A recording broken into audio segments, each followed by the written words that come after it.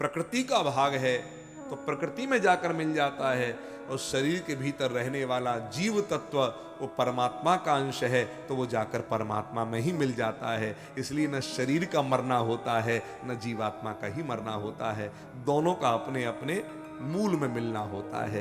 यही सिद्धांत है। नारायण अब बड़े ध्यान पूर्वक श्रवण करें। सत तत्व समझ में आ गया जो कभी नष्ट नहीं होता। वो ही सत तत्व परमात्मा जब चित बन करके आता है तो राम के रूप में अवतार लेकर आते हैं, कभी कृष्ण के रूप में अवतार लेकर आते हैं, अलग अलग रूपों में अवतार लेकर के आते हैं। और उनकी कथाओं को श्रवण करके, उनके चरित्रों को पढ़ करके, या उनका कभी चिंतन करके, मनन करके, जो अंदर एक आह्लाद होता है, आह्लाद समझते हो ना, एक प्रसन्नता भीतर, रोम रोम रोमांचित हो जाते हैं, वो आनंद भी उनका ही स्वरूप है। सत, चिद और आनंद ये तीनों ही परमात्मा के स्वरूप हैं। न सत तत्व नष्ट होता है, न चिद तत्व नष्ट होता है, न आनंद तत्व नष्ट होता है। ध्यान देकर सुनिएगा। इसलिए जीवन में कभी कोई ये कहे कि कृष्ण भगवान की मृत्यु बाण लगा था पैरों पर तब हुई थी, ये सेंटेंस गलत है, एकदम गलत है। क्यों? कृष्ण की मृत्यु नहीं हुई है। अरे जब शरीर मरने वाला नहीं है, जीवात्मा मरने वाला नहीं है, तो परमात्मा मरने वाला होगा भला? फिर भगवान का आविर्भाव होता है और तिरोभाव होता है, भगवान का प्राकट्य होता है और भगवान का लीला संवरण होता है। सज्जनों ध्यान देकर सुने, लीला, कर्म और क्रिया, इन तीनों में अंतर होता है। लीला अलग है, कर्म अलग है, क्रिया अलग है। सामान्य रूप से देखें तो बोले सब है तो सब काम ही, कर्म, क्रिया, लीला, तीनों में अंतर क्या है? क्रिया स्वाभाविक होती है, बड़े सामान्य भाषा में समझते हैं। जैसे श्वास लेना, पलकों का झपकना, ये क्रिया है या नहीं है? और इसमें अहंकार भी नहीं होता। कभी कोई अहंकार करता है, डू यू नो व्हाट, मैं सांस लेता हूं। कभी इसका अहंकार है? Do you know who am I, क्या मैं पलकें झपकाता हूं। न सांस लेने का अहंकार है, न पलकें झपकाने का अहंकार है, क्योंकि ये ऑटोमेटिक क्रिया है जो हो रही है, इसमें किसी प्रकार का कोई अहंकार नहीं है। और न अनुकूल फल देने वाली है, न प्रतिकूल फल देने वाली है। आपको फल देती है, बस जीवन है, बढ़िया। ये है क्रिया।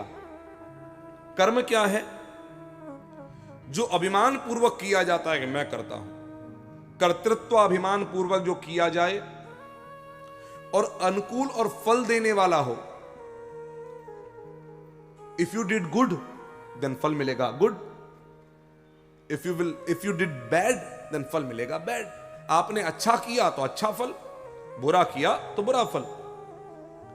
मेरे मालिक के दरबार में है सबका खाता, जितना जिसके भाग्य में लिखा वो उतना पाता, और जो जैसा करता वो वैसा पाता। सिद्धांत है।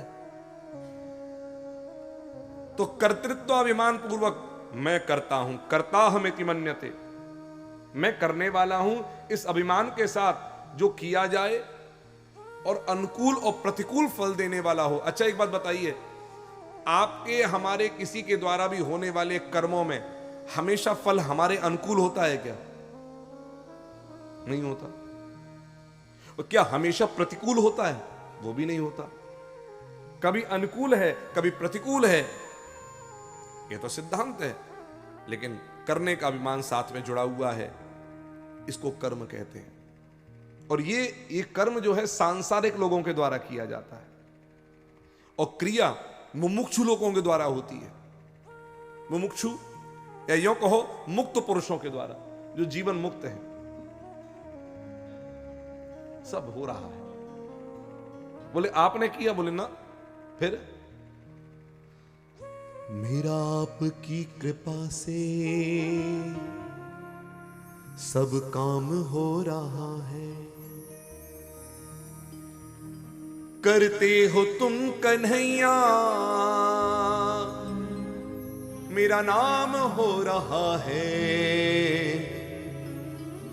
करते हो तुम कन्हैया मेरा नाम हो रहा है।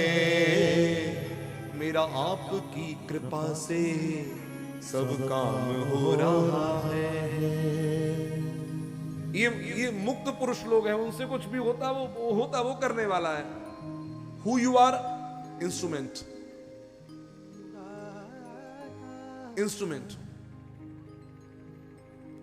यंत्र अपने आप नहीं चलता, चलाने वाला कोई है।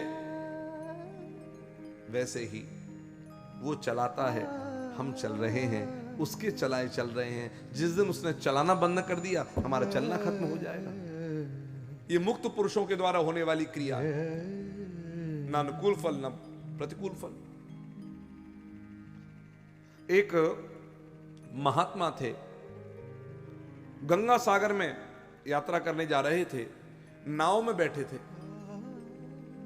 और भी लोग यात्री बैठे हुए थे नाव में। नाव बीच गंगा सागर पहुंची तो महाराज नाव में हो गया छेद, भरने लग गया पानी। लोग घबरा गए बुरी तरह से।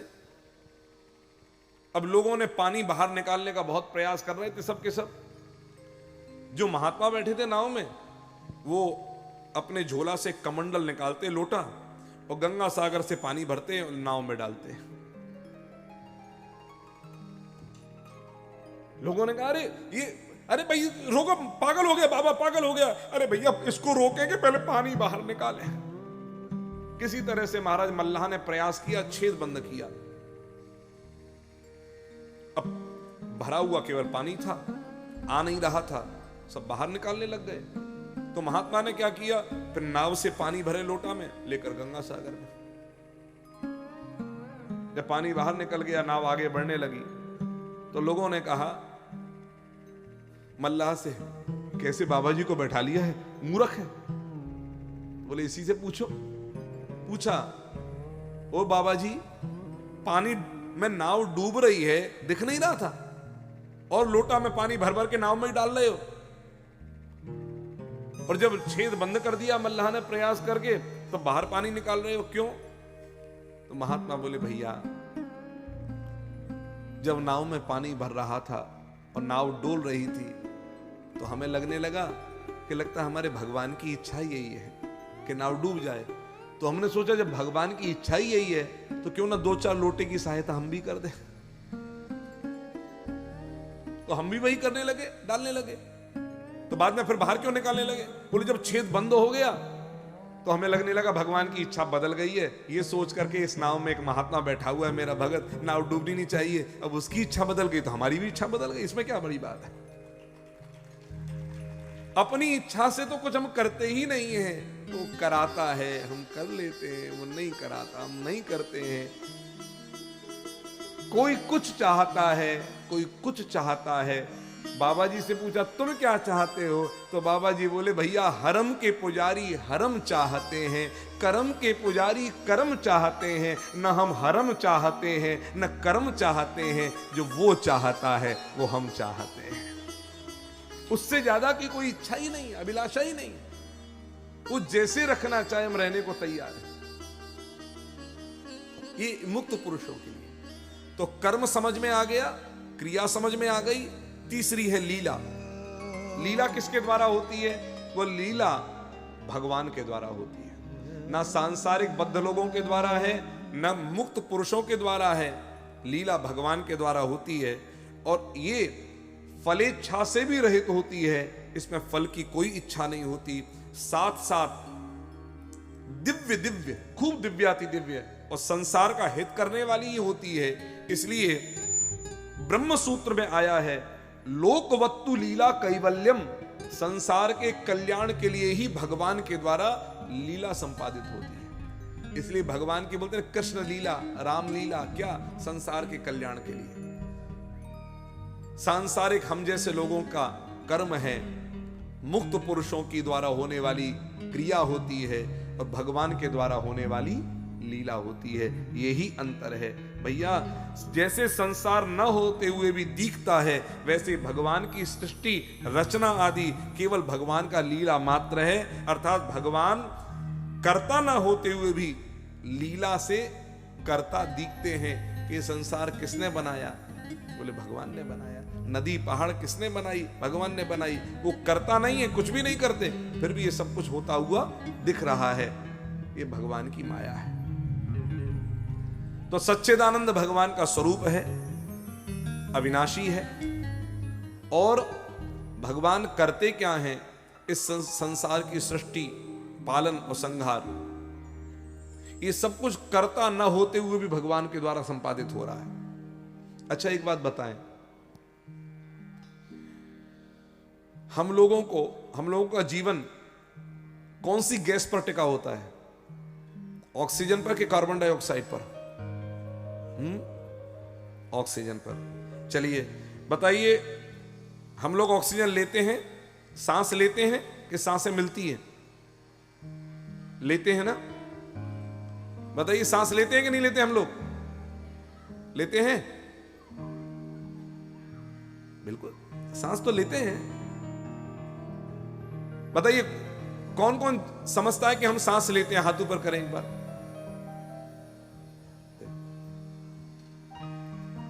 अच्छा एक बात बताइए, लेने में तो एफर्ट्स लगता होगा। अगर कोई भी चीज ली जाएगी तो एफर्ट्स लगेगा कि नहीं लगेगा? तो सांस लेने में किस किस को एफर्ट्स लगता है? हम सिंगापुर क्रूज पर थे तो एक बच्चा बोला सांस लेते हैं। मैंने बहुत बढ़िया, तो सांस लेने के लिए तो एफर्ट्स लगाने पड़ेंगे। बोले हाँ हम लेते हैं, सांस लेते हैं, सांस लेते हैं। अच्छा एक बात बताओ, रात को सो जाते हो तब बेटा सांस कैसे लेते हो? अब बेचारे को लगा कि मेरी इंसल्ट हो गई सबके बीच में, तो क्या बोलता है? बीच बीच में उठ के लेते हैं। अरे भैया, हम लोग सांस लेते नहीं हैं, सांसें मिलती हैं। We are not taking breath, we are getting it automatically. ये ऑटोमेटिक प्रोसेस है। अभी थोड़ी देर पहले मैंने कहा ना, क्रिया है। सांसें हमें मिल रही हैं, और अगर सांसें हमें मिल रही हैं तो कोई देने वाला भी तो होगा, उसी का नाम परमात्मा है, उसी को ईश्वर कहते हैं। वो दिखता नहीं है पर उससे सारी सृष्टि दिखाई दे रही है। यही उसके द्वारा होने वाला जीवात्माओं के लिए पालन है, उनका पालन हो रहा है। ये धरती हमारी नहीं है, उसकी है, पर इसमें बीज बोया जाता है, वो फसल होती है, वो अन्न वो हम लोग खाते हैं। धरती उनकी और खा हम रहे हैं, तो देने वाला वही हुआ। हवा भी उनकी। थोड़ा एक बार प्रकृति में थोड़ा सा विस्फोट कर दे तो महाराज फसलें नष्ट हो जाती हैं, खाने को न मिले। ये उसकी कितनी बड़ी कृपा है। वो सबका पालन करता है, और अंत में जब समय आता है तो संहार करने का भी वही कार्य करता है। और तीसरी चीज है, उनका स्वभाव कैसा है।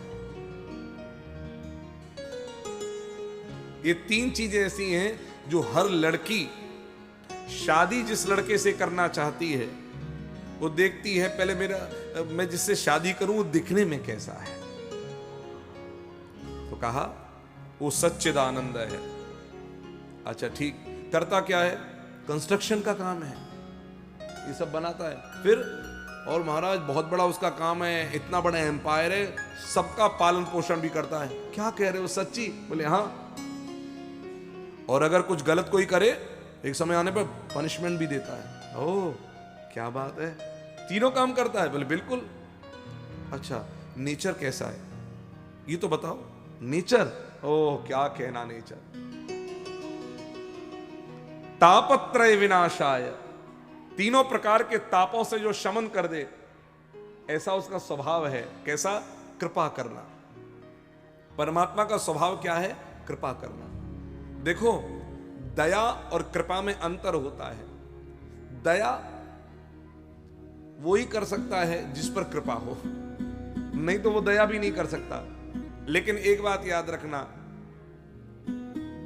सामर्थ्यहीन व्यक्ति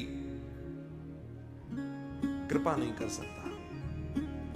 जो सामर्थ्यवान होगा वो कृपा कर सकता है, और सामर्थ्यवान परमात्मा के अलावा संसार ब्रह्मांड में कोई है ही नहीं जो कृपा कर सकता है। कृपा तो केवल परमात्मा कर सकता है, उसमें ही सामर्थ्य है। वो क्या नहीं कर सकता? चाहे सुमेरु को छार करे, छार ही चाहे सुमेरु बनावे, चाहे तो राजा को रंक करे, चाहे तो रंग को राजा करे, और चाहे नृपहि घर द्वार फिरावे। वो परमात्मा चाहे तो पल भर में किसी राजा को रंक बना दे, और कहो तो रंक को राजा बना दे। मां के पेट में है, बच्चा पैदा नहीं हुआ, उससे पहले मां की छाती में दूध आ गया, ये उसकी कृपा नहीं है तो और है क्या? ये परमात्मा है जो सामर्थ्यवान है, मुर्दे को भी जिलाने की ताकत रखता है, और जीवन में भी वो विनाश करने की ताकत रखता है। वो कृपा कर सकता है, उसी की कृपा है जो भगवान राम जब राजगद्दी पर बैठे हैं तो ऐसा राम राज्य कि गोस्वामी जी को कहना पड़ गया, न किसी को शारीरिक रोग है न किसी को मानसिक रोग है, शरीर से भी स्वस्थ है, मन से भी स्वस्थ है, न प्राकृतिक आपदाएं हो रही हैं, न किसी भौतिकवादी का डर है, न कुत्ता न सांप न इसका डर है, सब स्वस्थ रहते हैं। इसलिए गोस्वामी जी को कहना पड़ा, दैहिक देविक भौतिक तापा, दैहिक देविक भौतिक तापा, राम राज्य का हू नहीं व्यापा, राम राज्य का हू नहीं व्यापा, दैहिक देविक भौतिक तापा, राम राज्य का हू नहीं व्यापा। जय सिया राम जय जय सिया राम, जय सिया राम जय जय सिया राम, जय सिया राम जय जय सिया राम, जय सिया राम जय जय सिया राम, जय जय सिया राम जय जय सिया राम। सच्चिदानंद रूपाय विश्वोत्पत्त्यादि हेतवे तापत्रय विनाशाय। ऐसे परमात्मा जिनका स्वरूप सच्चिदानंद घन है, विश्व की उत्पत्ति पालन और संहार करते हैं, सबका पालन पोषण करते हैं। गीता में वाक्य है योगक्षेमम वहाम्यहम्। और तीसरा, जिनका स्वभाव कृपा करना है, ऐसे भगवान श्री कृष्ण को हम सब प्रणाम करते हैं। बोलिए श्री कृष्णचंद्र भगवान की जय। वस्तुतः राम और कृष्ण में कोई अंतर नहीं, कोई अंतर नहीं। आप बिल्कुल मत सोचिएगा कि राम और कृष्ण में कोई अंतर है। दिखने में दो अलग अलग दिखाई देते हैं, एक बांसुरी के साथ में है तो दूसरा धनुष बाण के साथ है। लेकिन एक अद्भुत बात है, एक सीधा खड़ा है तो एक टेढ़ा है। ये एक के होठों पर बांसुरी सजी है तो दूसरे के हाथ पर धनुष और बाण है। अब एक अद्भुत बात है, ये सब होने के बाद भी दोनों ही एक तत्व हैं। गोस्वामी तुलसीदास जी जब श्रीधाम वृंदावन आए तो राम राम राम राम राम राम राम राम कर रहे थे। तो किसी ने कहा, अरे गोस्वामी तुलसीदास, वृंदावन में आए हो, अब तो कम से कम कृष्ण कृष्ण कर ले, अभी भी राम राम राम राम। बोले भैया क्या कहूं, सावन में कोई अंधा हो जाए तो उसको चारों तरफ कौन सा रंग दिखाई देता पता है? हरा। सावन हरा भरा होता है, तो सावन में कोई अंधा हो जाए तो उसे हरियाली ही दिखाई देती है। तो गोस्वामी जी कहते हैं, भैया हम तो सावन के अंधे हैं। सावन के आंधरे हैं, दिखे हरो हरो, मेरे दुई माई बाप राम अरु जानकी, जय बोलो जय बोलो, बोलो जय हनुमान की। भैया कितना भी हो, इस वाणी को राम नाम लेने की आदत बन गई है, ये छूटनी नहीं। तो ब्रजवासियों ने कहा, भैया तुलसीदास एक बात तो ते कह दें। बोले कहा, तुम जानो भी हो राम में तो केवल 12 गुण हैं, 12, और हमारे कृष्ण में कन्हैया में कितने गुण है मालूम है? बोले कितने? बोले 16 है। तुलसीदास जी ने तो ब्रजवासी के चरणन में प्रणाम किया। बोले भैया तुमने बहुत बड़ी कृपा करी। बोले क्यों? अब तक तो मुझे पता ही ना है तो कि राम में कोई गुण भी है। आज पहली बार पता लगी कि राम में 12 गुण हैं। जब बिना गुण के राम को तुलसी भजन करता हो, तो आज पता लग गई है तुलसी में को राम में 12 गुण हैं, तब तो और ज्यादा भजन करूंगा। क्यों? बोले भैया बने तो रघुवर ते बने, और बिगड़े तो भरपूर, यदि कहूं औरन ते बने, वाह बनवे पे धूर। आज लोग राम कृष्ण को छोड़ करके साईं को पूज रहे हैं। विचार करिएगा। कोई न जाने कहां चादर चढ़ा रहा है, कोई न जाने कहां साईं को पूज रहा है। ये बातें हमारी सुन करके हो सकता है अधिकांश लोगों को ये लग जाए कि महाराज कितनी संकीर्ण सोच है। सोच संकीर्ण नहीं है, बल्कि जिनको ये सोच संकीर्ण लगती है, मुझे लगता है कि उनको रोग हो गया है। कौन सा? जैसे पीलिया का रोग किसी को हो जाए तो सफेद शंख भी उसे कैसा दिखाई देता है? पीले रंग का। ऐसे ही भौतिकवाद का जिसको रोग हो जाए, ज्यादा मॉडर्निज्म का किसी को रोग हो जाए, तो उसको ये बातें सारी लगती कैसी हैं? संकीर्ण।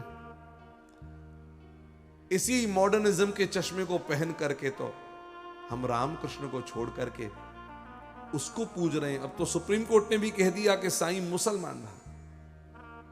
हम किधर जा रहे हैं? किस दिशा में हमारी यात्रा हो रही है? अच्छा एक बात हमें प्रश्न का उत्तर दीजिए। बच्चा बड़ा हो, आपका बच्चा बड़ा होने लगे, तो क्या माता पिता सोचते हैं कि बच्चा कमाऊ हो? सही के गलत? और यदि बड़ा होने के बाद ही माता पिता के आगे हाथ पसारे बच्चा, किसको अच्छा लगेगा? लगेगा अच्छा? नहीं लगेगा। उस समय तो ये होना चाहिए, मम्मा हाँ ये पॉकेट मनी रखो, अब बेटा कमाऊ हो गया है, पापा ये लो। कितनी खुशी होगी उस समय माता पिता को। हालांकि माता पिता बच्चे के पैसे के भूखे नहीं है, लेकिन बच्चों को तरक्की करता हुआ देख करके माता पिता को जो हर्ष होता है कि आज मेरा बेटा इतना लायक हो गया, आज मेरे बच्चे इतने लायक हो गए, देखो कितना कमा रहे हैं, अपने धर्म पूर्वक कमा रहे हैं। चलो एक बात तो ये। अच्छा अगर मांगने की स्थिति आ जाए और वो माता पिता से ना मांगकर पड़ोसी से मांगने लगे, तो माता पिता को दुख होगा कि प्रसन्नता होगी? ऐसे ही भैया हम सब भगवान के बच्चे हैं, उनको छोड़कर जब किसी और के दरबार में जाकर मांगते हैं तो उस परमात्मा को भी उतना ही कष्ट होता है कि आज मेरे अपने बच्चे किधर भटक रहे हैं। दे ना सको तो मांगने तो और कहीं ना जाओ, तुम्हारा बाप है बैठा हुआ अभी। क्या कृष्ण का दरबार सूख गया है? क्या राम का दरबार सूख गया है? क्या हनुमान दुर्गा का दरबार, शंकर का दरबार सूखा हुआ है? तो कहीं और भाग रहे हो और दिशाओं में। सज्जनों,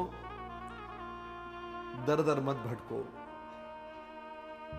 दर दर भटकेगा तो चैन नहीं पाएगा, एक दर पकड़ेगा तो सांवरा मिल जाएगा। इसको पकड़ो और कहीं भागने की आवश्यकता नहीं है। तो तुलसीदास जी बोले भैया हम तो राम राम राम राम। तो जब प्रणाम करने लगे भगवान कृष्ण के मंदिर में जाकर, तो कहा ले तुलसी, आखिर आना पड़ा ना तुझे कृष्ण के दरबार में। राम का भक्त होकर के कृष्ण को टेढ़ी टांग वाले को तू प्रणाम कर रहे हो। तो तुलसी बोलो भैया तुम्हें टेढ़ो दिख रहा होगा, हमें तो हमारो सीधो दिख रहे हो। ये हमें तो सीधो दिख रहे हो। मैं कृष्ण को प्रणाम नहीं कर रहा हूं, मैं तो राम को प्रणाम कर रहा हूं। बोले लेकिन सामने तो कृष्ण है। तो कहा तुम्हें भी राम देखना है, हमें तो राम कृष्ण में कोई अंतर ही नहीं लगता। और तुलसीदास जी ने प्रणाम किया। आहा हा हा।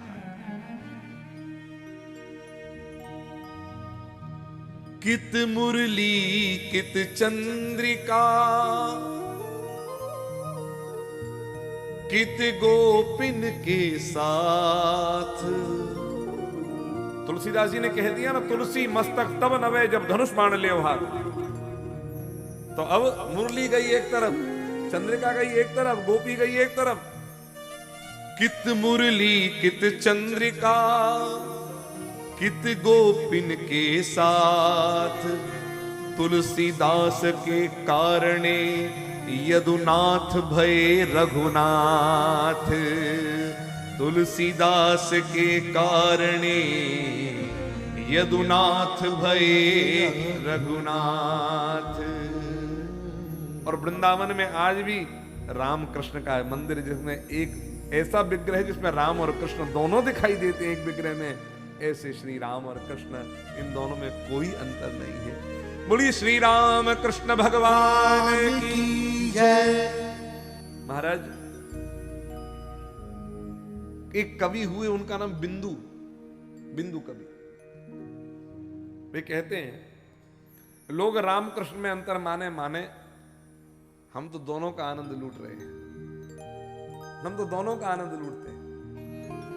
और बिंदु कवि ने बड़ा सुंदर भाव प्रस्तुत किया, ध्यान देकर बड़ी प्रेम से आनंद से सुनी।